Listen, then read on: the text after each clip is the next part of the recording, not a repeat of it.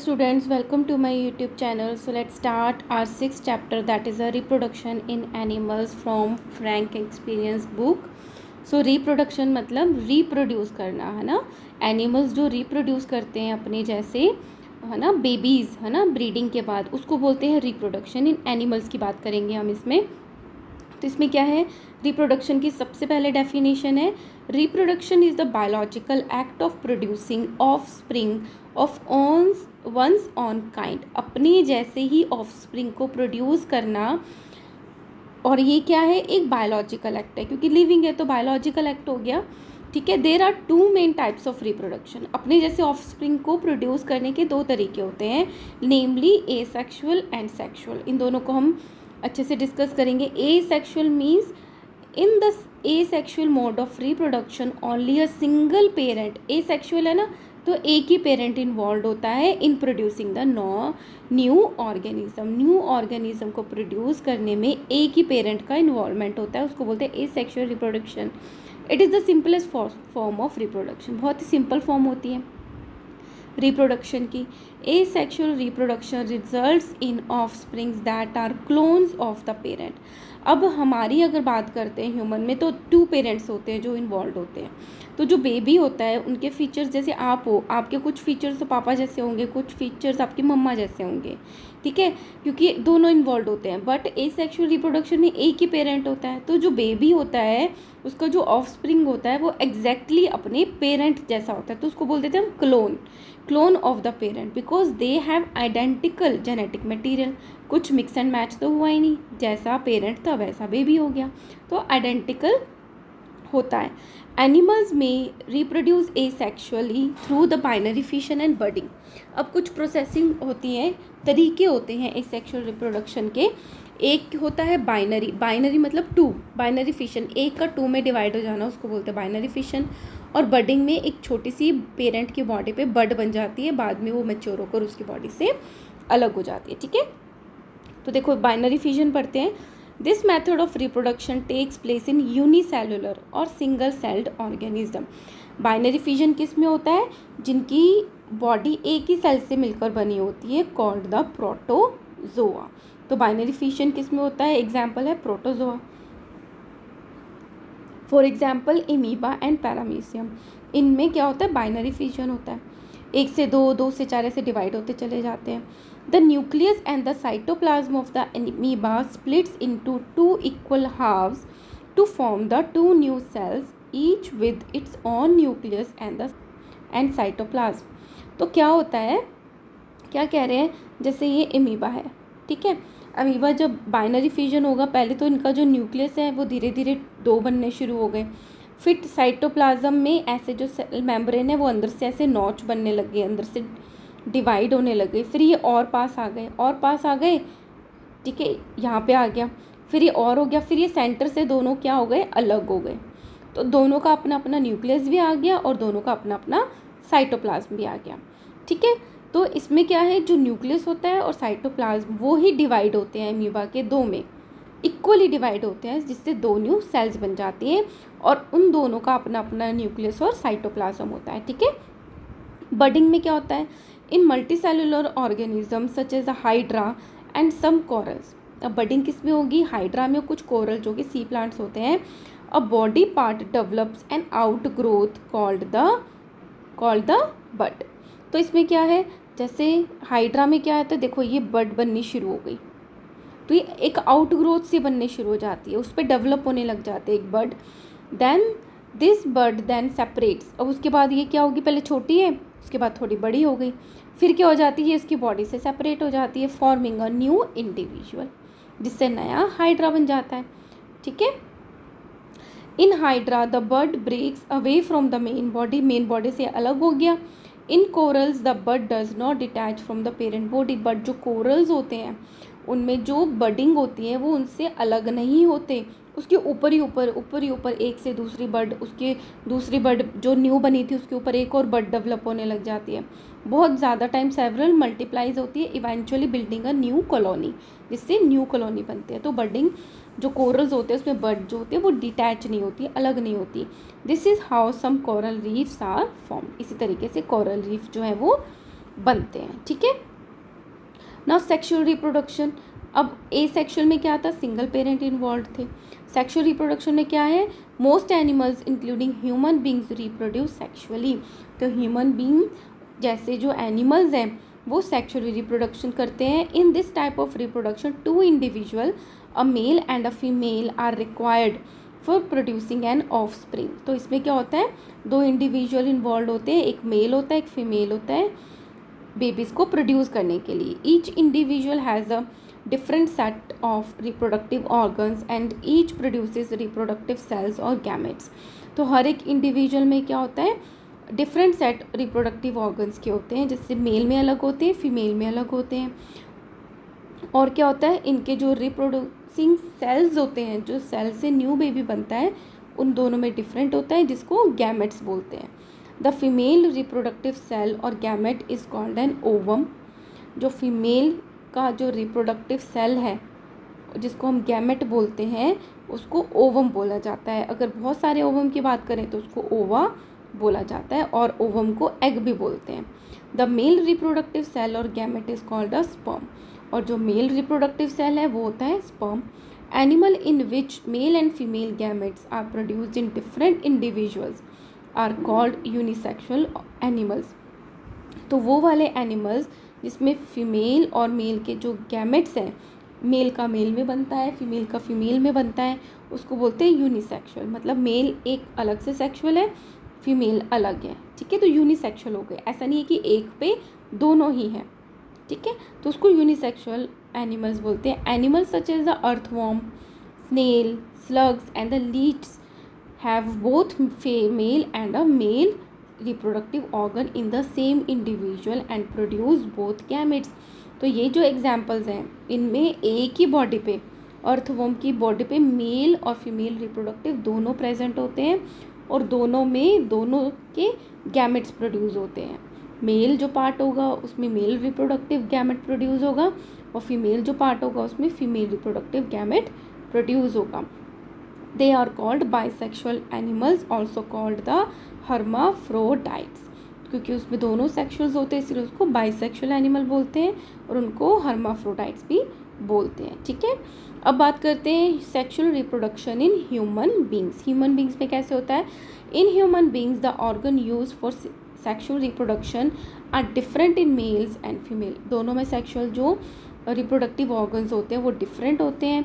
Human develop sexual maturity between the age of 10 to 14। तो जो mature हो जाता है सेक्सुअली वो एज होती है उनकी 10 to 14 years in female, and between 12 to 16। तो 2 साल बाद जो मेल है वो मैच्योर होते हैं। इनकी जो एज होती है 12 to 16 ईयर्स इन मेल्स होती है। This stage of maturity is known as the puberty. और इस स्टेज को बोलते हैं प्यूबर्टी बोलते हैं, जब वो सेक्सुअली मैच्योर हो रहे होते हैं, ठीक है। द मेल रिप्रोडक्टिव सिस्टम, अब मेल की बात करें रिप्रोडक्टिव सिस्टम की, तो male reproductive system consist of the testes. तो इसमें ये टेस्टीज होती हैं, द स्पर्म डक्ट, और इसमें से स्पर्म डक्ट जाती है, और वास डिफरेंस, स्पर्म डक्ट को वास डिफरेंस भी बोलते हैं, एंड अ पेनिस, ठीक है। तो ये क्या होते हैं, इनके रिप्रोडक्टिव ऑर्गन्स होते हैं। टेस्टीज क्या होती हैं, टेस्टीज बोलते हैं सिंगल टेस्टीज तो होते हैं दोनों, और सिंगल की बात करते हैं लेफ्ट और राइट में से तो उसको बोलते हैं टेस्टिस, TIS। और टेस्टिकल्स होते हैं अगर हम दोनों की बात करते हैं। Are a pair of oval organ, ये पेयर में होती है, ओवल में शेप में होती है, that lie within a pouch of skin called the scrotum. तो जिस पाउच जो स्किन होता है जो बाहर से दिखता है उसको स्क्रोटम बोलते हैं, और इसमें ये दोनों जो टेस्टीज होती हैं वो सिचुएटेड होती हैं, and are located just behind the penis, और पेनिस के जस्ट पीछे की तरफ होती हैं। तो so this is the penis, उसके पीछे की तरफ क्या होता है, टेस्टीज होती हैं, ठीक है। It is in the testes that the sperms are produce, और इन्हीं जो टेस्टीज है इसमें स्पर्म्स जो होते हैं, मेल गैमेट्स जो होते हैं वो प्रोड्यूस होते हैं। अब बात करते हैं स्पर्म डक्ट और वास डिफरेंस। डक्ट का क्या काम है, vas deferens is a thick walled muscular tube. तो ये जो ट्यूब होती है ये थिक मस्कुलर ट्यूब होती है। There are 2 sperm duct that transport sperms produced in the testes. तो 2 ये डक्ट्स होती हैं जो लेफ्ट एंड राइट में से जाती हैं, जो कि ट्रांसपोर्ट करती है स्पर्म को टेस्टीज से, क्योंकि टेस्टिस में तो बनते हैं। The sperm swim in a viscous white fluid secreted by the reproductive gland. अब ये क्या है, इसमें जो स्पर्म्स बनते हैं वो ये जो डक्ट है उसके थ्रू स्विम करके जाते हैं। और जो स्विम किस में करते हैं, कोई तो फ्लूइड होना चाहिए, तो वाइट कलर का एक विस्कस फ्लूइड होता है। और वो फ्लूइड जो है वो कौन बनाता है, अ pair of seminal vesicles, one prostate gland and a pair of copper gland. ये सारी मिलके फ्लूइड्स बनाती हैं, ठीक है।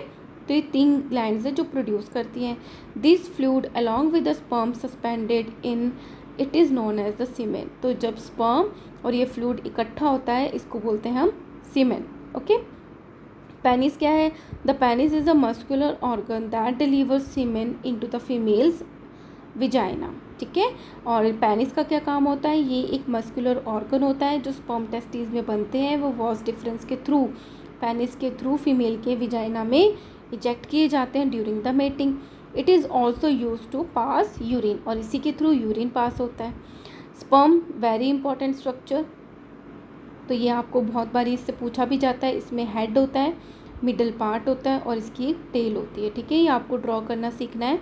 The millions of sperms are produce in the testis, एक नहीं दो नहीं, मिलियंस ऑफ जो स्पर्म्स है वो प्रोड्यूस होते हैं। They are microscopic in size, बहुत छोटे होते हैं कि हमें माइक्रोस्कोप से दिखते हैं। And cannot be seen with the naked eye, ऐसे ही नहीं देख सकते हम।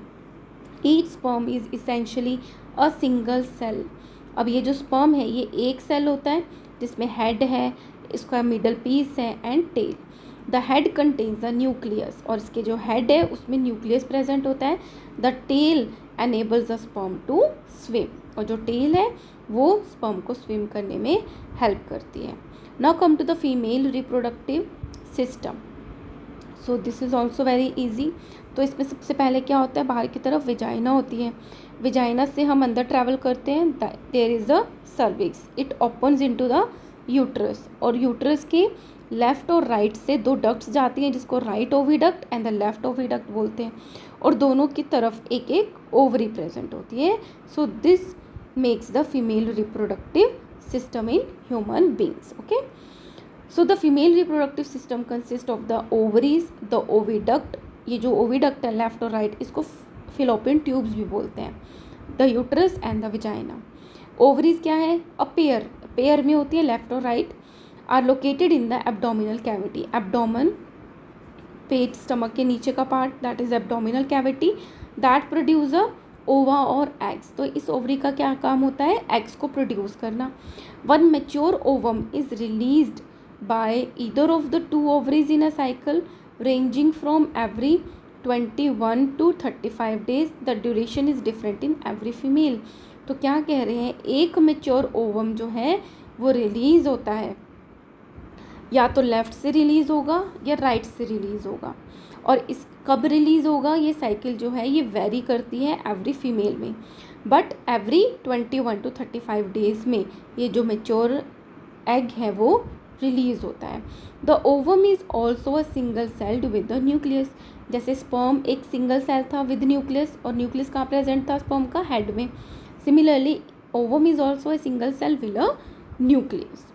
ना ओविडक्ट और fallopian tubes, there are 2 fallopian tubes और oviducts that transport the ovum from ovary to the uterus. अब इसका काम क्या है, मेल में क्या था, सेमाइनल वेसिकल्स था, वास्ट डिफरेंस था, इसी तरीके से इसमें फिलोपियन ट्यूब है फीमेल में, इसका काम होता है कि ट्रांसपोर्ट करना ओवम को to the uterus. They also provide a suitable environment for the fusion of nuclei of the sperm and the ovum.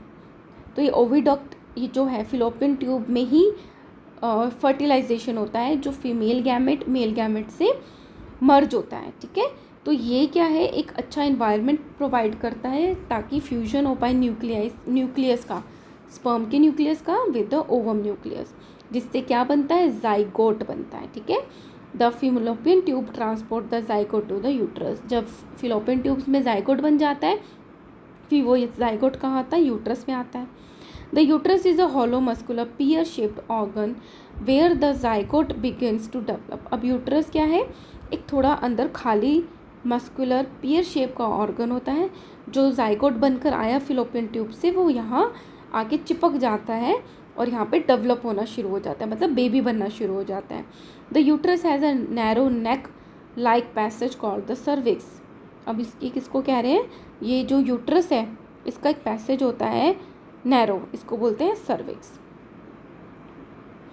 ठीक है। Which connects to the vagina, जो कि वेजाइना से कनेक्ट होता है। Now come to the vagina. The vagina is a muscular tube that open into the uterus. ये भी muscular tube है जो यूट्रस में ऊपर ओपन होती है via the cervix. Vagina is also referred to as the birth canal as it allows the passage of the baby from the uterus during the child birth. तो कुछ गलत सोचने की ज़रूरत नहीं है, ये बहुत ही ज़्यादा मतलब अच्छी प्रे करने वाली चीज़ है, थैंकफुल होने वाली चीज़ है कि ये बर्थ कैनाल है जहाँ से एक बेबी का बर्थ होता है, जो कि यूट्रस में डेवलप हो रहा होता है, वो वेजाइना के थ्रू ही पास होता है और इस दुनिया में आता है, ठीक है। Now come to the fertilization. अब एक ओवम बना, उधर स्पर्म बना। फर्टिलाइजेशन क्या होता है, इन दोनों का फ्यूजन, इन दोनों का मिलना। The process of fusion of the male and the female gamete to form a zygote is called a fertilization. Female gamete और मेल गैमेट क्या होते हैं, सेक्स सेल्स होते हैं।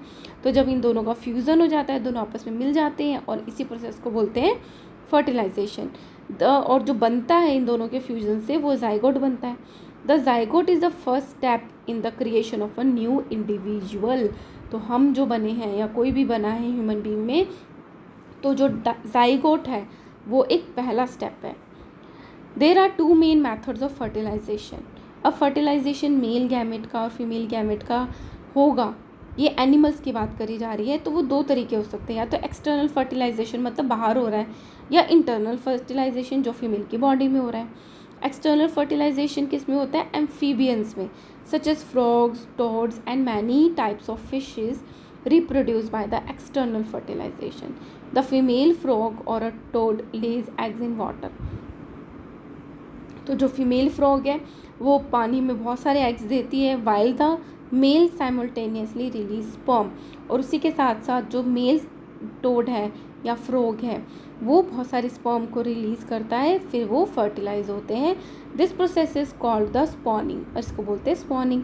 Hundreds of eggs are laid and since they lack a shell they are delicate. बहुत सारे eggs जो हैं, हंड्रेड्स एग्स जो होते हैं इस तरीके से रिलीज़ होते हैं पानी के अंदर, तो उनमें शेल नहीं होता, उसकी कवरिंग नहीं होती, जैसा हम एग देखते हैं जो मार्केट में मिलता है, तो वो बहुत ज़्यादा डेलिकेट होते हैं। The eggs are held together in a mass by a transparent protective jelly like substance. अब ये आपस में चिपके रहते हैं एक जेली लाइक सब्सटेंस से जो कि ट्रांसपेरेंट होती है। The sperm have to swim quickly and penetrate the jelly to achieve fusion with the eggs. तो जो मेल स्पर्म्स होते हैं जो फ्रॉग रिलीज़ करता है, उसको स्विम करके उस जेली को पेनिट्रेट करना पड़ता है, उसमें से क्रॉस होना पड़ता है ताकि वो फ्यूज़ कर पाए एग्स को।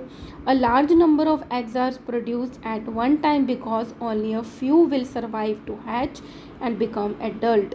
अब इतने ज़्यादा एग्स जो सिर्फ पानी में ऐसे ले किए जा रहे हैं, है ना, तो बहुत सारे तो मे बी फर्टिलाइज ही ना हो और बहुत सारे सर्वाइव नहीं कर पाते, तो इसलिए बहुत सारे एग्स को दिया जाता है because only a few will survive to hatch and become adults.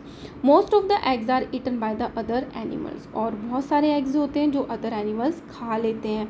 Some remain unfertilised. कुछ एग्स जो होते हैं जो फर्टिलाइज ही नहीं हो पाते, स्पर्म्स जो है वहाँ तक पहुँच नहीं पाते, and they are destroyed by a heavy rainfall and the water currents. पानी के साथ साथ वो डिस्ट्रॉय हो जाते हैं। Fish such as a salmon, tuna, cod and invertebrates such as starfish also reproduced by the external fertilization।